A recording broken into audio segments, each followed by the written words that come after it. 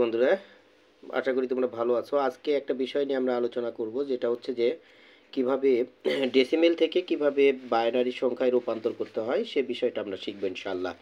তো তোমরা দেখতে পাচ্ছ আমি কাগজে কতগুলো ডেসিমেল শব্দ রেখে রাখছি, দেখতেই পাচ্ছ। ডেসিমেল এটা 25 এবং এটা সমান বাইনারিতে কত হবে এটা আমরা লিখে রেখেছি যে 11001, এবং আরও দেখে রাখছি 50 এটা বাইনারিতে হয় 110010, এবং 75কে যদি আমি বাইনারিতে রাখি তাহলে এটা কত হবে, সেটা হলো 11100101।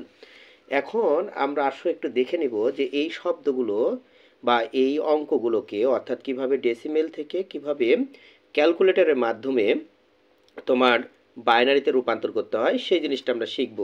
তো আসো, প্রথমে যেটা আমাদের করতে হবে, এই যে ক্যালকুলেটর আমি নিলাম, ক্যালকুলেটরের প্রথমেই মানে অন করতে হবে। তো ক্যালকুলেটরটা অন করে নিলাম, অন বাটনে চাপ দিলাম, অন হয়ে গেল। শিক্ষার্থী বন্ধুরা, এইবার আমরা করব কি, এবার মোডকে চাপবো। মোড দেখো কয়বার, 1 2, দুইবার চাপার পরে দেখো 3 বেস আসছে, বেসের পরে আসছে 3, আমরা 3 চাপবো। দেখো 3 চাপলাম, তাহলে দেখো এখানে 0, তারপরে একটা ডি উঠে আছে। ডি মানে আসলে এখানে ডেসিমেলে চলে গেছে আর কি, ডেসিমেলে আছে। তাহলে ডেসিমেল থেকে আমি এবার কী করব, বাইনারিতে নেব। এর জন্য আমরা কি করব, প্রথমে দেখো আমি 25, এই 25 ডেসিমেল সংখ্যাটাকে আমরা প্রথমে বাইনারিতে নেব। এর জন্য আমি প্রথমে 25 লিখব।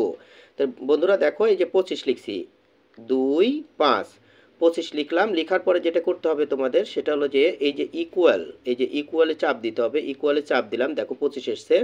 এবার তুমি কিসে নেবে, বাইনারিতে নেবে।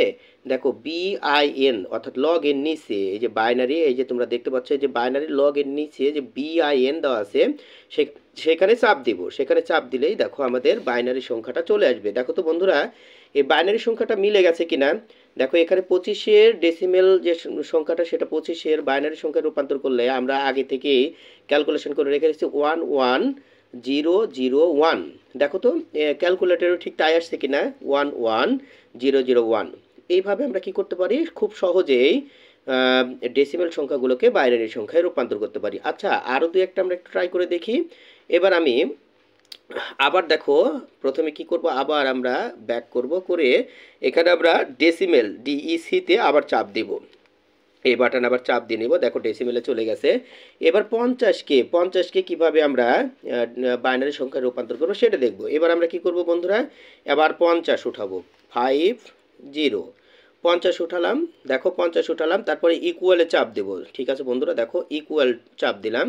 দেওয়ার পরে এটা কি বাইনারি করব, তাহলে আমরা কি করব, BIN-এ চাপ দেব, অর্থাৎ লগ যেটা রয়েছে লগে চাপ দেব।